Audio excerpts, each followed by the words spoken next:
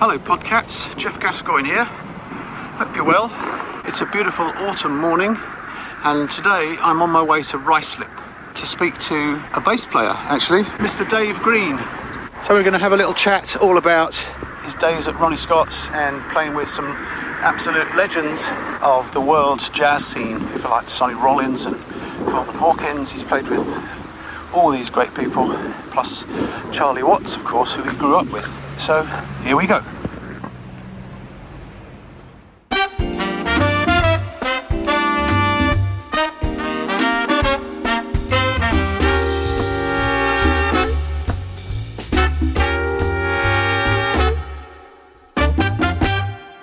The Quartet Jazz Standards podcast is brought to you by the Quartet app for iOS, taking your jazz play-along to another level. You must have had some bad rental basses over the years, right? Probably do. You did the same thing, you take your own bass when I started touring years ago. But before that, when I joined Humph in 65, my first tour with Humph in Germany was 66. I didn't have a flight case, I just had a soft case. I used to go inside the hold, It was a nightmare. I mean, what's your opinion about playing rented basses? Do you spend a bit of time with them or do you just play them as they are? 9 times out of 10, it's fine. But over the years, there's been a couple of times notably when I did North Sea Festival, I did a tour with Benny Carter over here, might have been 84 or something like that. It was a lovely tour with Herb Ellis. It's fantastic. Later on, I got a message from Benny's agent in New York. Could I do the North Sea Festival with it? I asked them to get me a bass, thinking North Sea Jazz Festival was going to be a good bass, right? It was terrible. It was like a cheap school bass, It was the worst bass that you can imagine. And I'm playing with Benny Carter. It was the most embarrassing gig I've ever done with a great like Benny Carter. Like with Scott, I did Moscow with Scott. The bass was hard, but I managed to play it. I managed to do the gig. And I was apologising to Scott and sorry, Scott. And Scott said, it sounds all right, it sounds like you, But you don't feel like it's you. I was getting something out of it, sort of 50% out of it, But that's the thing about rental basses though, isn't it? Yeah. There's areas that you can't play, there's notes that ring. But it's a freedom, it's a freedom of playing it, isn't it? Yeah. The freedom of like you can play. Yeah. Going way back when I first started, I bought an old English bass from Harvey Weston, which I met at a very early age, when I started out. Yeah. The T-chest bass, and he had a real bass. He was in a sort of similar kind of band, similar group, the skiffle group, but more advanced than we were. I was 14 years old, yeah. So hold on a second, just tell me what a T-chest bass is. But a T-chest was a big old T-chest with a broom handle and a piece of string. This was the skiffle craze in the late 50s. Guys like Lonnie Donegan and Chris Barber was on bass, because I later joined Chris. About 50 years later, I joined his band. Yeah. Why did you start playing the T-chest bass? Well, because it was fun, and I was interested in jazz, and I grew up with Charlie. Charlie Watts was my next door neighbour. We started getting into jazz together. Like from a very early age, I started listening to Glenn Miller's band when I was about 10 or 11 on the radio. Right. Yeah. So he liked the drums and I liked the bass, and that was it. I remember I bought a record of Louis' band with Arwell Shaw, and he played a thing called Blues for Bass. So I was into listening to the bass anyway. Yeah. So when it came to this skiffle thing, so I was going to be the bass player. It was hugely popular. Lonnie Donegan did that thing, Rock On in Line, which was a massive hit. And so literally I had this bass, a broom handle and one string. I'd been playing it for a while. We used to do little gigs in village halls and stuff like that. It was a little hall in Stanmore. We were the interval skiffle group. There was the band, they were like quintet playing tunes, and there was a bass player, bass player, because I was fixed on this bass, I'm playing this T-chest, And the bass player came up to me and said, you get a good sound out of that, don't you? It's weird, isn't it? I think that's part of what we do. We have a sound in our head. Yeah.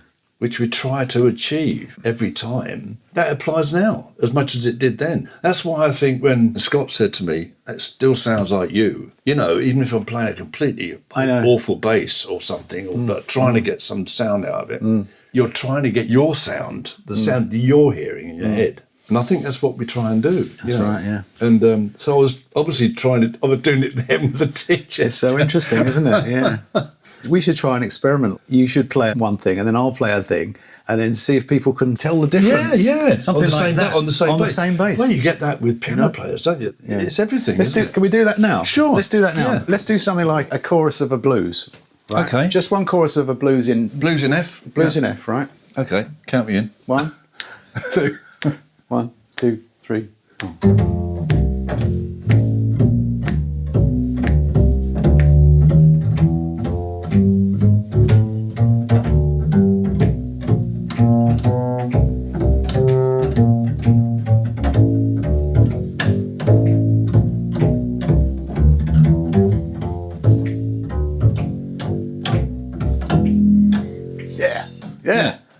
There you go. Right. Okay. One, See, here we go. 2, 1, 2, 3, 4.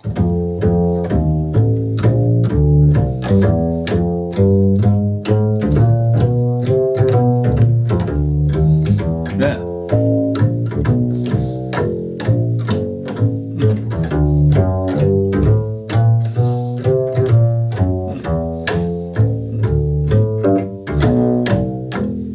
Yeah. Yeah. Oh, yeah, I can hear a difference. Be interesting to compare. I mean, to me, that was really clear, very focused. Nice bass. I think I'm a bit lighter. Just lighter in the touch. Just a bit lighter in the touch, yeah. The bass like this, you don't need to play it very loud because it's got such a lovely... Yeah. It's nice, isn't it? Speaks, doesn't it? It's got a nice... It speaks well, doesn't it? Yeah. Yeah. Look at that. Yeah. Go and have a bite and you still hear that one. Beautiful. Oh, it's a good old bass. That's lovely, yeah. Right, let's get back to the podcast. That was lovely, yeah. It's so funny, isn't it? Because bass players don't get together very often, do they? No, they don't. And it's good. I mean, it's great just to rabbit about... Talk about bass. Talk about bass, yeah. So what about drummers, playing with drummers? Do you have favourite drummers or have you got any good drummer stories from over the years? Well... I can see it in your whole face. There's been drummers over the years, that I've got on very well with. I've had issues with drummers about too loud or So here's the first question: how do you deal with the drummer that you're playing with that is too loud? Because I don't like to tell anybody what they have to play. Yeah. If I'm playing with somebody, I try to, by the way I'm playing, try to influence the music that way. Mm-hmm. I don't like to be pedantic about what I want. So I don't. But that could lead to a bad experience for you, though, couldn't it? If you're completely obliterated by someone who's soloing all over you. Yeah. Oh, yeah. And that can be quite hard to deal with, can't it? It can be difficult to deal with. I've never actually said to any drummer, now's your chance to speak, Dave. Yeah. What about a drummer like Phil Seaman or something? It's great you mentioned Phil because he was a fantastic drummer. I admired him so much. I played with Phil quite a lot, actually. You could say he was loud, but it was a strength, it was a vitality in his playing, a drive, and I loved his bass drum. It was a joy. I played with him with Ron Kirk in my first real big playing with an American musician at Ronnie's in '66. Phil was on drums. He was fantastic. Yeah, he was Phil Seaman. He was loud, he was raucous at times, but fantastic beat. Who am I to tell Phil Seaman? Of course, yeah, of course. A bit earlier than that, I met Trevor Tomkins, who I played with a lot, with Don Rendell's band, And Trevor was unlike any drummer that I'd ever played with before, because he was like a percussionist. What a wonderful listener. You'd do something rhythmically or something, he would be there, totally there. Mm-hmm. Some drummers I find are not listening like that. They have a kind of preconceived way of playing the time. They don't really relate these subtleties within the music. So you play with a different drummer and he might want to speed up or he might be playing on the front of the beat or the back of the beat. What's your experience of that? Sometimes it's kind of uncomfortable feeling. It's a kind of rushing thing. Yeah. My feeling is I play time in the middle. So if I do play with a drummer that's slightly ahead, it kind of gives me a kind of uncomfortable feeling. Yeah. But I try and make it work. You try and go with it. I try and move towards him, but not entirely. Yeah. I try and be very accommodating. You know what I mean? Sure. When I started, I was very kind of reserved. I didn't have the technical ability anyway. I think I've grown with that. Mm-hmm. But mentally, I think I pushed myself back rather than make my presence felt. I was very reserved as a player, I think. When I think how it was when I started. I think so, yeah. Wow. I grew because I had these opportunities to play with these fantastic players, and that's got to give you confidence, isn't it? Absolutely, yeah. So my own personality was kind of reserved, really. Yeah. And yeah. It's funny being a bass player, isn't it? It's such a supportive role that we play. Yeah. You know, actually to step out in the limelight is not natural, is it, for us? Yeah, yeah. Because when I started, I used to listen to Jimmy Blanton. And he completely transformed the bass. Incredible. It's the way he lifted that Ellington band.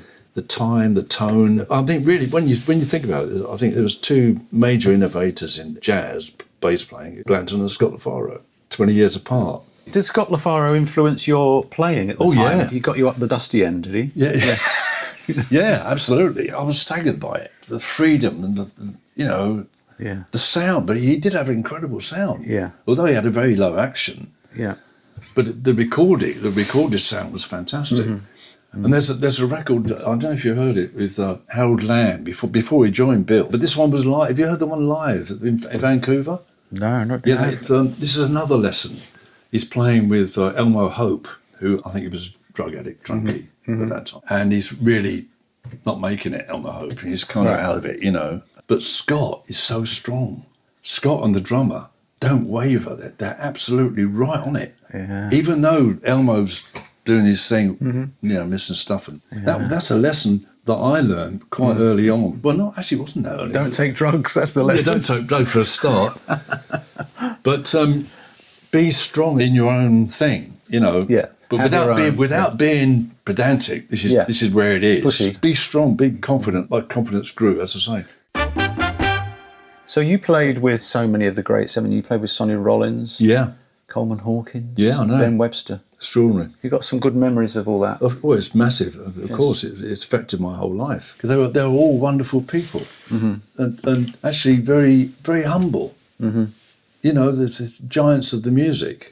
But were just wonderful human beings. Well, I mean, there was that time when I played with Hawkins for about 5 weeks, followed by Ben.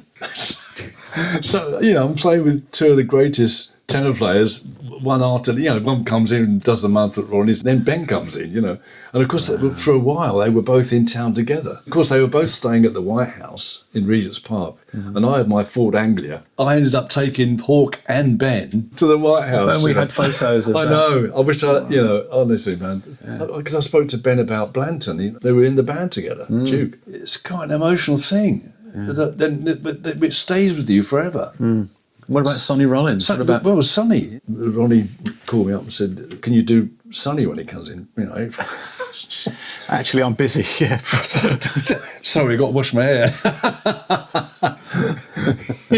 I'm thinking, wow. But he would play long solos, wouldn't he, Sonny Rollins? Oh yeah, he would stretch out on Night and Day for like 40 minutes.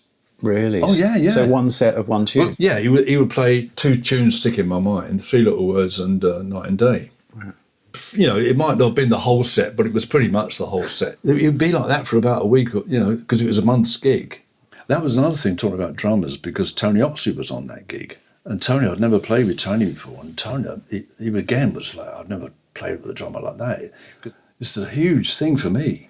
And Stan was on piano, Stan Tracy, who I'd been playing with quite a bit. But this is guy on drums, from Sheffield, it was like anarchy, Wow. To me. But when I think back on it, it was my mindset. Yeah. I wasn't ready for somebody like Tony, whereas Ronnie, who booked Tony, absolutely fine about Tony. He knew what he was going to get. Yeah, exactly. But that's a lesson for you, But it's a lesson isn't for it? me. And again, it's a lesson. Yeah, it's an absolute lesson, yeah.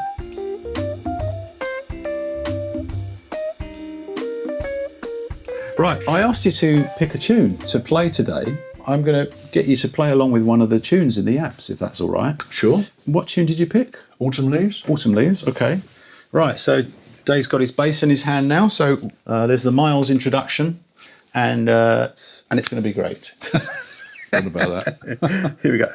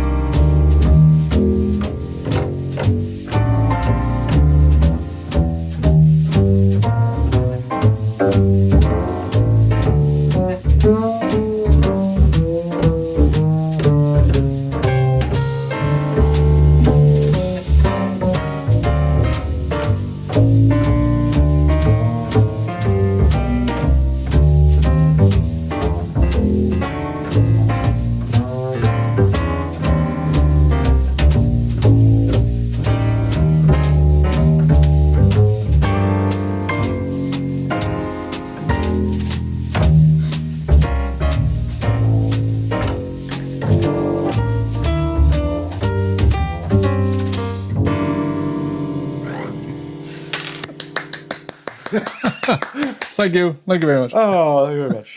That's great. How did it feel to play along with? Good, felt very good. Yeah, I like Graham and Seb. There you go, reliable trio, right? Yeah, lovely. Yeah. So tell me about this bass. Yeah, this is a Louis Lowendall, 1860. Gorgeous. Made in Berlin. And it's a 3/4 instrument, but it's my favourite instrument. For many years I was playing a 7/8 Bohemian bass. It's a bass I play with Ben Webster and Coleman Hawkins, Sonny Rollins. But it had a really good bottom end on it. Only the last 2 or 3 years I've gone back to this one, mainly because I'm getting a bit older now and the bloody 7/8 bass is pretty heavy bass. I was going to say that. But this is beautiful. It's lovely, isn't it? And so I'm really happy with it. You know. It's great. Play us a few notes. I just want to hear it a little bit more.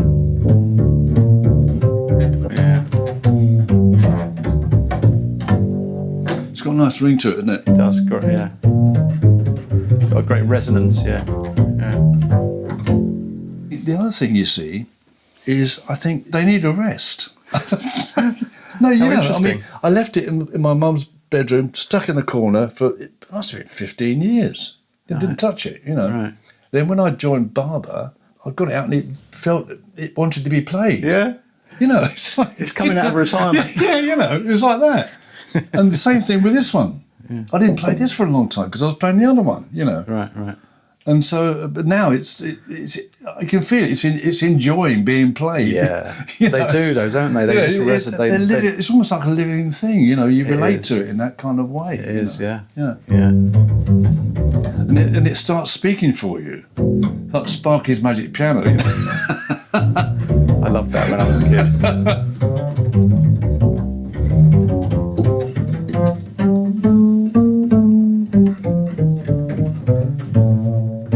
Where did you get your bass playing ideas, licks, and just from listening to records? Charlie and I used to buy 78s, and he built up a better collection than me. We used to listen to each other's records, you know, in our bedrooms, you know. Yeah.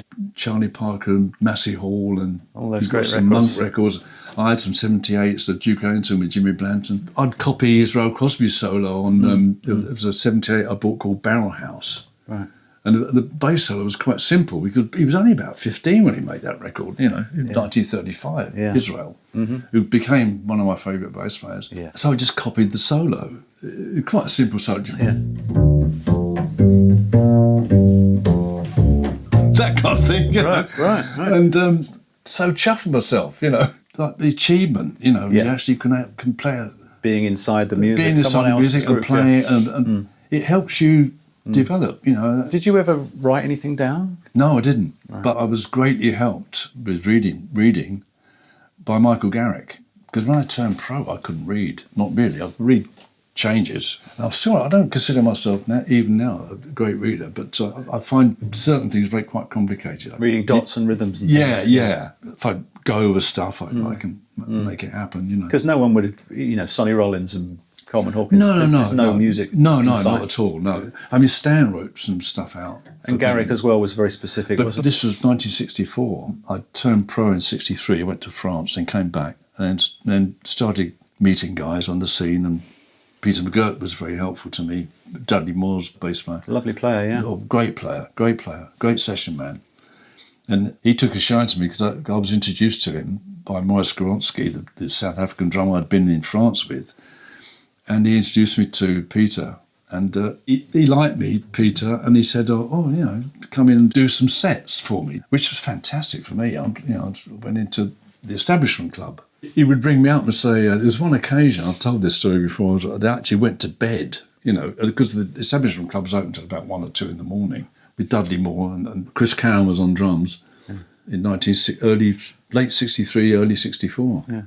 He would say, "Can you do tomorrow? Come in for." I said, "Yeah, I'd go in on the tube." But this particular night, he called me out of the blue because he would book me ahead. But this particular night, I got the call. I'd gone to bed about 11:30, and the phone went, "Can you come in and do the last set?" Oh yeah, right. Get out of bed. Of course, you jump out of bed. You used to get a cab up to the station, go in on the last train. It's all very exciting stuff. It is, isn't it? So you played with Dudley Moore, did you? Played with Dudley, right. And how did that feel? Wonderful, yeah. Yeah, tremendous player. And so that whole period was when I met Michael Garrick. Yeah. And Mike started booking me for trio gigs. And he was, as you know, a very prolific writer. And I could read a little bit, but he really helped me a lot. Because he liked my playing, he was very patient with me, Yeah. Helped nurture me along. That's which great, which is fantastic. It's what you need. To finish off, I've got a few questions I ask everybody. The first question is, what's your favourite album? My favourite album, blimey, Kind of Blue is up there. It was made in '59, wasn't it? It's hard to put it into perspective now, isn't it? It is. It was so incredible. I don't think the guys had seen the music before. And it's got that immediacy and Miles, everybody's strengths. I mean, it's an extraordinary record. And Paul Chambers on that record, Bill Evans. Do you remember when you first heard it? No, I don't, no. Because I was hearing so many things at the same time. I mean, Mingus Hum. 59 was a massive year for jazz, wasn't it? And of course, I hadn't mentioned Ornette Coleman. As you say, 59 was an incredible year, because that's when I first heard Ornette. And unlike a lot of guys, I was 17 or something, 18, and I'd been listening to Duke, Benny Goodman, and then I heard Ornette, and I loved it straight away. I just loved it. To me, it was like an extension of Bird. That was the first record, Tomorrow's the Question, that I heard. Yeah. So, I mean, it's all that wonderful music. I mean, Sonny at the Vanguard with Wilbur Ware. That's another incredible record.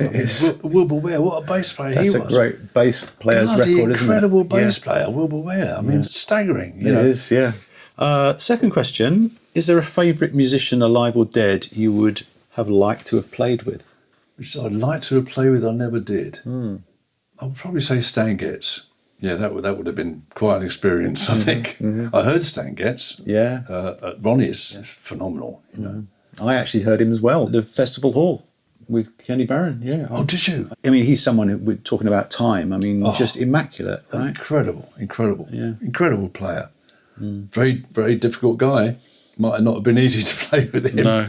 But his whole body of work over the, quite incredible player. What would you say the highlight of your career is? One highlight. I've got so many. I know. Playing with all those guys. Yeah. Oh, boy. Think of Ben, Hawkins, Sonny, Zoot and Al, You can't pick one. I can't separate them, really. No, you can't. And Roland, it's just an incredible experience for me when I was in my mid-20s. To play. I mean, and Ronnie Scott and Pete King gave me that opportunity. I'll never forget it as long as I live. Amazing. So it was a massive thing for me, that whole period, If you've done a lot of recording as well, what about a favourite recorded moment of yourself? Yeah, there was a couple of things. I did a trio broadcast with Stan Tracy and Brian Spring, which was Radio London, and it started about midnight, went on to about 4 a.m. And I've got the tapes of it, or the CDs of it, And then I'm playing the old 7/8 bass. Yeah.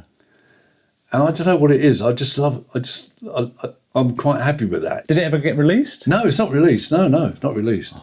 There's something about it, but extraordinary. For a while, that quartet with Art Thiemann was quite an incredible band, actually. Yeah. There's so many elements, aren't there, in terms of that, the acoustic in the room, the feeling of the band, all these things. Yeah, exactly. Has to be right. Yeah. Fantastic. What was the last concert you attended? It's been a while. You must have seen some amazing concerts. Did you see Miles play? Yeah, I did. Yeah. I saw Miles in 61. Yeah, and I saw Coltrane in 61. Yeah. A few other people have mentioned that as well. That year. Didn't they play in Walthamstow or something? But I saw them at Gormont State, Kilburn. Coltrane with Dolphy, Elvin, Reggie Workman, I think it was, and McCoy. Amazing. That sticks in your mind. Right. And the Miles was with Sonny Stitt. Right. And Paul Chambers and Wynton Kelly in 61. It was like just after Coltrane had left and Sonny Stitt came in. Then the new band was reformed in, 63, when Wayne Shorter came in and Ron Carter. Yeah. Mentioning Ron Carter, I mean, I think Ron Carter actually is the man now. His amazing career, his amazing playing. Yeah. All those, what an inspiration. That's the last concert. That's the one, Ron Carter. Right. When he came over, That was an incredible concert. A couple of years ago, I think. You met him? I met Ron. Yeah, it's funny. So we've got a story here because I did too. Yeah. So my friend Sebastian de Crom, who plays drums, he went to school in Monk Institute in America, and Ron was one of the tutors there. So he knew Ron quite well. Oh man, I didn't know that. I got to play at the Newport Jazz Festival with Jamie Cullum Trio. Wow. Right, and this was 2002, something like that, and. Playing before us, believe it or not, was the McCoy Tyner Trio. Oh, with Roy Haynes and Ron Carter. Oh man! And we were in the middle of a US tour, right? So we were playing big concerts, right? So at the time, I wasn't taking a real bass round. I had a cut down stick bass. Oh, I had one of those. I had one of those years ago. Which sounds great for no feedback and so on. Yeah. Anyway, I was playing it, and they were sitting right in front of us, and I got to meet Ron afterwards. Oh. And he said to me, "Hey man, you should take up the acoustic bass. It's a lot of fun." And I thought, oh mate, he was lovely. I got pictures and stuff. Oh man, but I relate a story. I was touring in Germany. I think it was the George Masso All Stars. All right, straight ahead band. So we were staying in this hotel in Germany. And it will come down for breakfast. It's a long table, And who should walk in? Ron Carter. Just happens to be staying at the same hotel. I don't even know who was playing. And it was the only space available was opposite me. And he sat down, and all the guys, "Hey Ron, man," all the guys they all know him, Yeah. And just by chance, this is Dave. Dave, or our bass player. Nobody said that. We were just having breakfast. Yeah. So I was just sitting there opposite, like we are now. Yeah. And he sat down and he looked at me and he smiled. I knew that he knew I was the bass player, and we hardly spoke. We were just joining in the conversation that they're all having, But he was smiling at me all the time, and I'm in Ron Carter's presence, and that was actually enough. No, you know what I mean? I know. I'm with this giant of the bass. How did you feel afterwards? Did you feel kind of inspired, or do you? I did. I did. Right. It was. I think there's a lot to be said for that. That feeling of meeting your hero. You don't even have to say anything. I met Charlie Hayden just in an airport terminal. There you go. Yeah. And my mouth was open. It's Charlie Hayden, And he has triplets. Did you know that? 3 girls, I think. No, I didn't know that. And I've got twin girls. All I could think of saying to him was, "I've got twins." Yeah, I know. Yeah. What are you going to say? Well, dribble. That's fantastic. Another one was I was playing with this rap kind of group called Us Three, right, in the 90s. Oh, I heard of that. Yeah, they were quite big in the 90s. It was kind of jazz musicians with samples and grooves and stuff. Yeah. We did an American tour. The end of and they had a big hit with Cantaloupe Island, an electronic version of Cantaloupe Island. Oh, yeah. Right. End of the tour, little party. Who was there? Herbie Hancock. Oh. Again, it was like, hello. I know. What do you say? I had no idea what to say. Yeah. Oh. Well, it's a bit like that with Ron. What am I going to do? Ask him what strings he uses. You don't do that, do you? Jesus. Yeah, I'm not sure how I feel about meeting my heroes. In some ways, I'd rather just keep them on a pedestal. I know. I don't know. I think you're right, actually. Anyway. Right, let's move on. What would you say is your musical weakness? Many. many weaknesses. I wish I had more theory behind me. Okay. Yeah, because I'm being self-taught. I've learned from good piano players, experienced piano players. So I've learned a hell of a lot from them. Mm-hmm. I mean, I can hear things. Always had a good ear. That's a good thing about me. But I lack a lot of basic theory, really, about music. I'm not too. I'm not going to paint too dark a picture of myself. But I wish I had more background knowledge. Have you ever been a teacher? No, I have done a bit of one-to-one thing, at the academy, I have done a bit of that, and I've enjoyed it actually. Yeah, I've enjoyed it.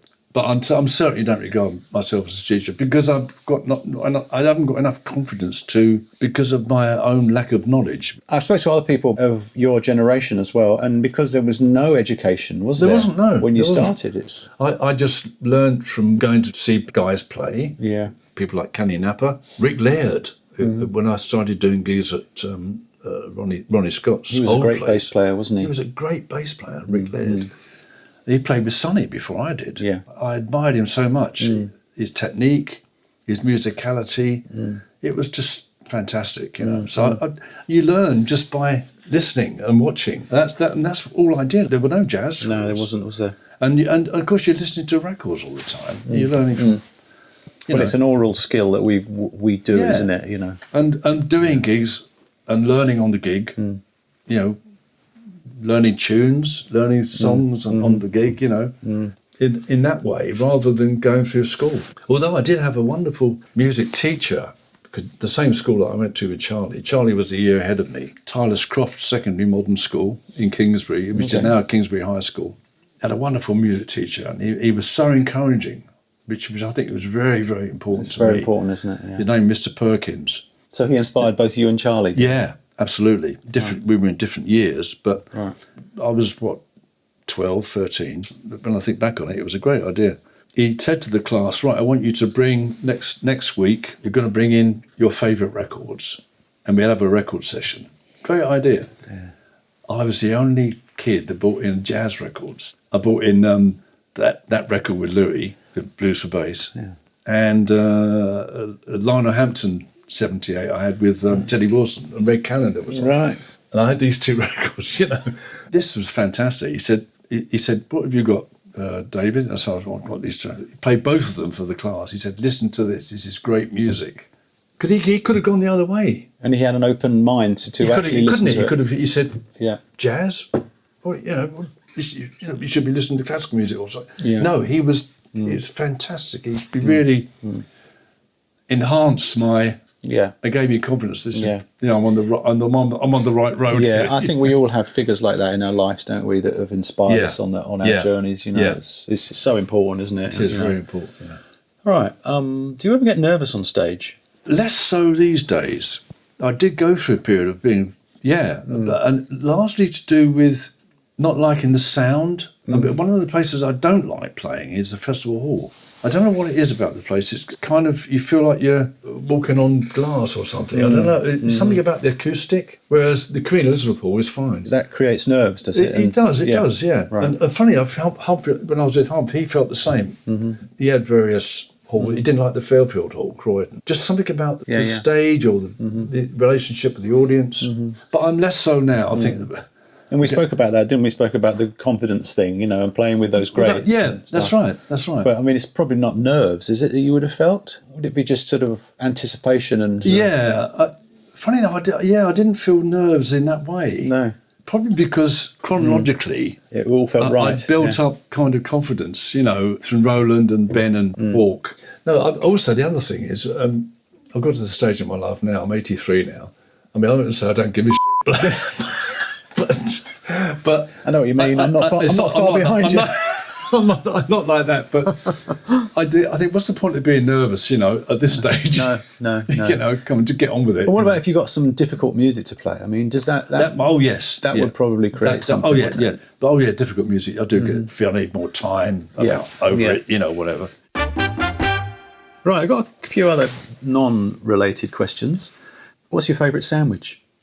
Oh, favourite sandwich?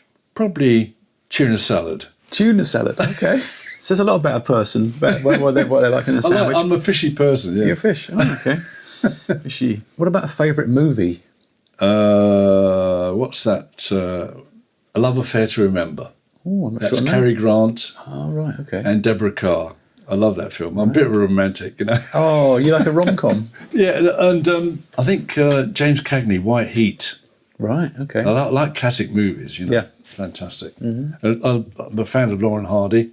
Yeah, I saw the poster as I come in with a double bass. Lauren Hardy playing the bass, Yeah. They're in the street, they're busking in the street. That's right. Oh, and Stan's playing the harmonium. Oh, that's brilliant. It's fantastic. And the notes he's playing. It's just random, isn't it? It's just Fantastic. A bit like the bass I played in with Benny Carter. yeah. Yeah, I mean, there's so many movies. But I go to National Film Theatre quite often. You get the programme through and there's something in there I want to watch, I go with Carol, my wife, sometimes. But we both love that film. Love Fair to Remember. Fantastic. I think you probably already covered this next one, but is there a favourite venue you like to play in? Yeah, PizzaExpress. I love playing there. It's not too big. It's intimate. The sound, it's got an inherently good sound, acoustic. I just love it, and I feel comfortable there. I feel I can play. You play a lot there with Scott Hamilton. I do you? with Scott Hamilton. Right. Yeah, mainly. Well, different people occasionally, but mainly with Scott. We do 3 times a year with Scott. But you do extended periods, don't you? Which that Well, makes we do a week. Yeah. We do January. We do a week, and then we do. Sometimes we do some other gigs as well. And then we do Easter, and then we do August. So we do 3 weeks a year. I mean, that in itself is quite a rarity nowadays. Isn't it is. For you to play at the same. When you think of Ronnie's in the old days, it was a month. You worked there for a month. That was the gig. It was incredible. Well, I came in the late 80s. That's when I started working in Ronnie's, and I remember the local support band, the main band, the local support band, and the main band. Yeah, it was a great. That's what it was. That was always the same. It was for a week. Monday to Saturday. Yeah, and if you were in the support band, you got to meet the guys. Whoever it might be. I remember saw some fantastic bands down there. I used to play opposite Elvin. Quite a few weeks I played opposite Elvin. It was just wonderful. Ronnie's in those days was incredible. And the guys were there, as you say. You could go down. Yeah. If you miss Monday, you could go Thursday. Yeah, that's right. Yeah. That was the thing. What about travel? I mean, do you travel much? Have you got a favourite country or a city that you like to visit? I love Vienna. I played in Vienna quite a bit. The Jazzland, one of my favourite clubs. Nice. Anywhere. I love it. I knew Axel, the owner. He sadly died last year, and Tilly, his wife. I did the 30th anniversary there, and I did the 50th anniversary there. It's lovely, and I love Vienna anyway. It's a great hotel. I say I just love it. Right. As a city. But I love Germany. I love playing in Europe. And of course, when I was with Chris Barber's band for 3 years, it was all over Europe all the time. Chris had such a vitality and energy. Been doing it for years. I mean, I went to see Chris with Charlie Watts in 1957. At the Wembley Town Hall, because we lived in Wembley. It was Charlie and me. I was 15, he was 16. Before we started playing with a band, Then I got the offer to join Chris Barber in 2007. 50 years later, I joined the band. And I did 3 years all over Europe with Chris. And I loved it. It wasn't a trad band by then. He was doing all kind of different stuff, He was playing all blues, for instance, Been to travel to America much? With Charlie. Yeah. We did a tour with a big band, 86, I think. Because you got the big band together in 85. Then we went to the States, 86, all over the States. Yeah. And we also played in Canada. We did Massey Hall. It was amazing to play in Massey Hall where Burton did that famous concert. Yeah. Loved it over there. And played in New York. Again with Charlie, because all these opportunities came with Charlie. Played in Tokyo, the Blue Note in Tokyo. You probably played that. Many times, yeah. Yeah. It's great, isn't it? I mean, you get treated fantastically, Yeah, I mean. So speaking of Charlie, I mean, you must miss him, of course. I do miss him terribly. Yeah. He was one of your best friends. He was my very best, longest friend. Right. Since a very early age. So I do miss him terribly. Yeah. Did he live close by? Did you see him a lot? He had a place in Devon. I went there once, so I didn't see him that much. That in fact that's one of the reasons why we got that boogie band together. Well, we got the call from Ben Waters, who was a young piano player. I decked for you in that band. Oh, of course you did. Remember? I did a couple of decks. That's right. I've forgotten that, Geoff. Yeah, you did the gigs. That's right. I played some of the gigs. Some of the gigs in the early days. Yeah. Ben, he called me. He said, "Oh, can you come down and do this concert?" And I hadn't seen Charlie for about 5 years. Because I wouldn't see Charlie for years on end. Yeah. Obviously, I've forgotten the name, but A big band he used to play with. Yeah. Some big band he was playing with. Yeah. So I wouldn't see him, but he would call me sometimes, from Melbourne or somewhere. Hey David, he always called me David. Hey David, I'm in Melbourne watching the cricket. Oh, great, all that kind of stuff. But I had the call from Ben saying, would I come down to Dorset to play? He plucked up courage to ask Charlie to do this gig with him and Ben and Axel Swingerberger. So I hadn't seen Charlie for about 5 years, and then of course as a result of that gig, we ended up doing about 2 or 3 years on the road with the boogie band. That was fantastic. Yeah, nice. Yeah, that was in the States and all over Europe. Yeah. Amazing. Well, I've got one last question I ask everybody, and the question is, what's your favourite chord? Oh, blimey, F7.